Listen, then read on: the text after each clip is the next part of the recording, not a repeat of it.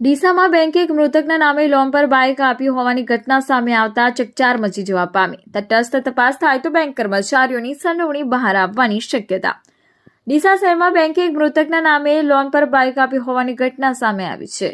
મરણ જનાર યુવકના ઘરે આરસી બુક આવતા મૃતકના પરિવારજનો ચોંકી ઉઠ્યા હતા। જે મામલે ઉત્તર પોલીસ અને બેંકમાં લેખિત જાણ કરી કાયદેસરની કાર્યવાહી કરવાની માંગ કરવામાં આવી રહી છે।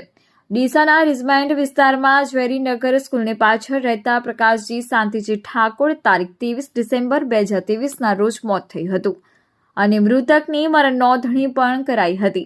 ત્યારે તેમના મૃતકના 2 માસ બાદ કોઈ અજાણ્યા શખ્સે તેમના નામના ખોટા આધાર પુરાવા રજૂ કરી મહિન્દ્રા કોટક પ્રાઇમલીના માંથી લોન મેળવી ટીવીએસ કંપનીનું બાઇક ખરીદી લીધું છે। ગઈકાલે મૃતકના ઘરે બાઇકની આરસી બુક ઘરે આવતા જ પરિવારજનો ચોંકી ઉઠ્યા હતા।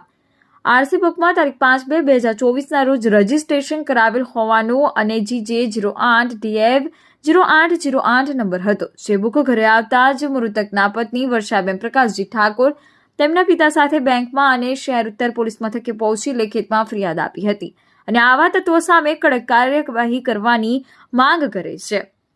ઉલ્લેખનીય છે કે અત્યારે જીવતા માણસને પણ લોન લેવા માટે બેંકના ધક્કા ખાવા પડે છે। ત્યારે મૃતકના નામે કઈ રીતે લોન થઈ તે અંગે બેંકના કર્મચારીઓની કામગીરી સામે પણ અનેક સવાલો ઉઠી રહ્યા છે। મારા પતિના મારે 2 મહિના થયા છે અને મને કોઈ ખબર છે નહીં। આ કાલે આરસી બુક આવી ને એટલે મને ખબર પડી કે આ બાઇકની છે। એટલે મેં મારા પપ્પાને જાણ કરી। મેં કીધું આ શું નહીં, મારી તો કોઈ રિક્ષાની આરસી બુક છે જ નહીં કીધું। એટલે પછી મારા પપ્પાને જાણ કરી। મારા પપ્પાએ પછી કાલે ચેક કરાઈ પણ કશું ખબર પડી નહીં। પછી અમે પોલીસ સ્ટેશન FIR કરાવી। પછી એમ કે કાલ ઉઠે હું તો મજૂરી કરું, છોકરો ભણે, અમે તો મારા દીકરા અમે 3 જણાની હોજવણ હતી।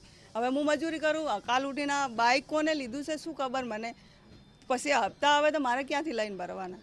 અને આની તપાસ થવી જોઈએ, કોણ ચોર છે, શું છે શું નહીં, એની આગળની કાર્યવાહી થવી જોઈએ, ચોર પકડાવો જોઈએ। આ તો 2 નંબરમાં કોઈ લીધેલું હોય અને શું કરતો હોય ના કરતો હોય મને શું ખબર। અમારે તો કાલ ઉઠીને આવડું લફરું આવે તો મારે તો ચોથી લાઈન બધું ભરવાનું એમ।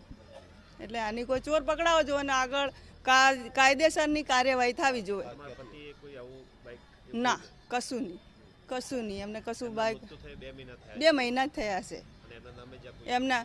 હા 12મા મહિના તો એક્સપાયર થયા અને બીજા મહિનામાં બાઇક કઈ રીતનું છૂટ્યું? લોન કોને કરાવી, શું છે શું નહીં અમે તો કોઈ જાણતા બી નહીં, મને ખબર બી નથી એમ।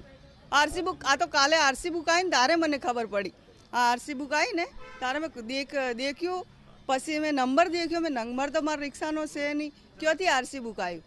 એટલે પછી મારા પપ્પાને જાણ કરી અને પછી આ શરૂ કર્યું બધું કામકાજ। વર્ષાબેન જી ઠાકોર, અમારા દીકરીને ત્યાં એક ટપાલ આવી, ટપાલમાં આરસી બુક આવી। આરસી બુક કઈ રીતે ઇસ્યુ થઈ છે એ અમને ખબર નથી ને કોઈએ લોન લીધી છે, બાઇક લીધું છે અને એમનું અવસાન પામેલું છે 23/12 અને બાઇક ઇસ્યુ થયું છે 5/2/2024। એ કઈ રીતે થયું એની તપાસ થવી જોઈએ અને મેં અત્યારે બેંકમાં કોટક બેંકમાં જઈને એમને અરજી આપી છે, પોલીસ સ્ટેશનમાં જઈ અને એમને જાણવા જોગ અરજી આપેલી છે।